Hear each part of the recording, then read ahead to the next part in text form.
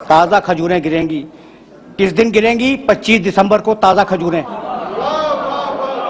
جو خرموں کے پکنے کے دن ہی نہیں ہیں. میری گود میں بچہ ہے، فرض کر لیں تھوڑی دیر کے لیے میری گود میں 2 دن کا 2 ہفتے کا کوئی چھوٹا سا بچہ ہے. آپ نے مجھ سے سوال کیا، کوئی علمی سوال، میں نے کہا اس بچے سے پوچھ لیں. تو اب 2 صورتیں، اپنی مثال دے رہا ہوں، 2 صورتیں. میں نے کہا بچے سے پوچھ لیں، ٹھیک ہے نا؟ تو یا تو میں پاگل ہوں، اور یا پھر مجھے یقین ہے کہ بچہ بولے گا. یہ جو کائنات کا سب سے بڑا نبی ہے، اسے 40 برس تک انتظار کروایا.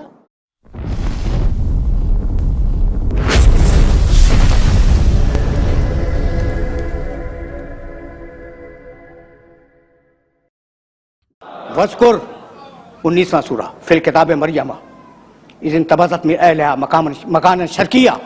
حبیب اپنی کتاب میں مریم کا تذکرہ کرو. اب میں آیات نہیں پڑھوں گا. مریم اپنے رشتہ داروں سے ہٹ کر مشرقی علاقے میں چلی گئی، اور جب وہ مشرقی علاقے میں گئی تو اس نے پردہ کھینچ لیا اپنے اور رشتہ داروں کے درمیان. جب پردہ کھنچ گیا، ارسلنا الیہا روحنا، ٹکڑے پڑھ رہا ہوں آیات کے، فتمثل لہا بشرا سویا، ہم نے اپنے فرشتے کو بھیجا اور وہ فرشتہ انسانی پیکر میں مریم کے سامنے آیا. مریم گھبرا گئی، گھبرا کے کہنے لگی کہ میں اللہ کی پناہ چاہتی ہوں. یہ تو کہاں سے آ گیا؟ کہا مریم مت گھبراؤ، انما انا رسول ربک لأہب لک غلاما زکیہ. مریم مت گھبراؤ، میں کوئی انسان نہیں ہوں، بشری پیکر میں آیا ہوں. میں تو تمہارے رب کا رسول ہوں، اور تمہیں خوشخبری سنانے آیا ہوں کہ تمہیں ایک پاکیزہ بچہ عطا ہوگا. بچہ پیدا ہوا، بچہ پیدا ہوا. قرآن میرے پاس وقت ہوتا تو میں ساری آیتیں آپ کی خدمت میں پیش کرتا. بھائی بچہ پیدا ہو گیا. جب بچہ پیدا ہو گیا تو مریم کمزور تھیں، ابھی بچے کی پیدائش ہوئی ہے. حزی الیک بجیز النخلۃ تساقط علیک رطبا جنیا.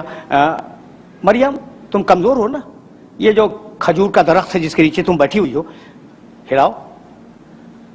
جب ہلاؤ گی تو تمہارے اوپر تازہ کھجوریں گریں گی. رطبا جنیا، تازہ کھجوریں. بھائی توجہ رکھنا، تازہ کھجوریں گریں گی.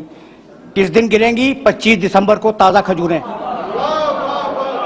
جو خرموں کے پکنے کے دن ہی نہیں ہیں.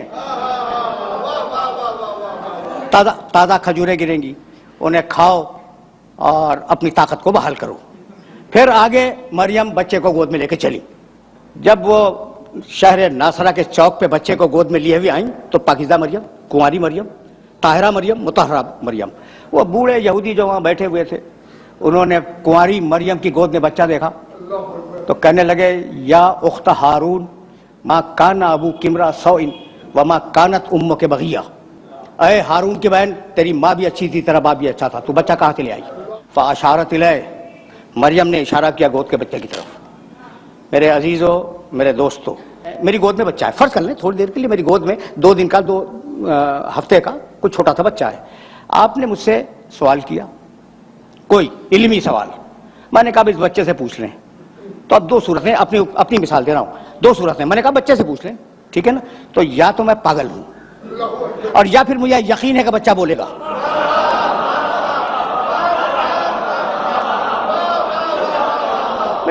سیدھی بات کرو، سیدھی بات کرو. یا تو میں واقعاً پاگل ہوں، کہہ رہا ہوں کہ اس بچے سے پوچھ لو، اور یا مجھے یقین ہے کہ بچہ بولے گا. تو مریم کو یقین ہے کہ بچہ بولے گا. فاشارت الیہ، کہا اس سے پوچھو. قالوا کیف نکلم من کان فی المہد صبیا. کہنے لگے بوڑھے یہودی کہ یہ کیا بولے گا؟ گہوارے کا بچہ، گود کا بچہ، اس سے ہم کیسے بات کریں؟ اب عیسیٰ گود سے بولے، قال انی عبداللہ آتانی الکتاب وجعلنی نبیا. عیسیٰ کہنے لگے میں اللہ کا بندہ ہوں. قرآن ہے اور بڑی عجیب و غریب کتاب ہے. عیسیٰ بولے گود سے مریم کی کہ میں اللہ کا بندہ ہوں، اللہ نے مجھے کتاب دی ہے اور اللہ نے مجھے نبی بنایا. کہاں سے بولے؟ گود سے. عیسیٰ اعلان کر رہے ہیں مریم کی گود سے کہ اللہ نے مجھے نبی بنایا ہے. پھر حضرت یحییٰ کے لیے اسی قرآن نے آواز دی یا یحییٰ خذ الکتاب بقوۃ وآتیناہ الحکم صبیا، اے یحییٰ ہم تمہیں کتاب دے رہے ہیں، اس کتاب کو مضبوطی کے ساتھ تھام لو۔ وآتیناہ الحکم صبیا، ہم نے بچپنے میں یحییٰ کو نبوت دے دی۔ پروردگار عیسیٰ کو بچپنے میں نبوت دیتا ہے مریم کی گود میں، یحییٰ کو بچپنے میں نبوت دیتا ہے۔ یہ جو کائنات کا سب سے بڑا نبی ہے اسے 40 برس تک انتظار کروایا۔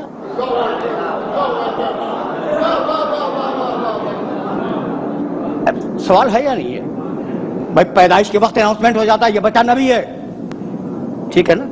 تو وہ جو میرے نبی کے مقابلے میں ذرا کم نبی ہیں، کم رتبے کے نبی ہیں، انہیں کسی کو بچپنے میں دے دی، کسی کو ماں کی گود میں نبوت دے دی، اسے 40 برس انتظار۔ تو بھائی بات جانتے ہو کیا ہے؟ اب ایک بات سنو اور اب مجھے اجازت دے دو۔ دنیا میں جتنی بھی درسگاہیں پائی جاتی ہیں تجرباتی علوم کی، یعنی سائنسز کی، جتنی درسگاہیں دنیا میں پائی جاتی ہیں نا، ان درسگاہوں میں جب استاد پڑھاتا ہے تو پہلے تھیوری سمجھاتا ہے، پریکٹیکل بعد میں کرواتا ہے۔ ایسا ہے یا نہیں بھائی؟ تھیوری دی، مثالیں دے سکتا ہوں لیکن بس اس اشارے پہ اکتفا کرو۔ تھیوری دی، اسے نظریہ سمجھایا اور نظریہ سمجھا کر ڈیمونسٹریٹ کیا اپنی لیب میں لے جا کے۔ تو دنیا کا طریقہ کیا ہے کہ پہلے نظریہ بتلائے پھر عمل کروائے۔ قدرت کے کام اس کی شان نرالی ہے، اس کے کام الگ ہیں۔ تم کرتے ہو پہلے نظریہ بتلاؤ پھر عمل کرواؤ، ہم اس کا الٹا کریں گے، پہلے محمد سے 40 برس عمل کروائیں گے اور پھر قرآن کا نظریہ نازل کریں گے۔ اب دونوں کو ملا کے دیکھ لو، جیسا میرا محمد ویسا قرآن، جیسا قرآن ویسا محمد۔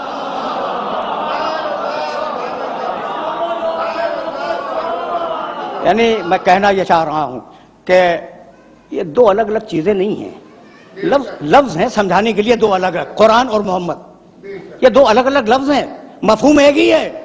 بھائی پہلے میں نے اس شخص کو بھیجا اور 40 برس اس کا کردار دیکھو، اور پھر اب قرآن بھیجوں گا اور دونوں کو ملا کے دیکھ لینا۔ تو مطلب تو یہی ہوا کہ یہ دونوں علم الہی کا پرتو ہیں۔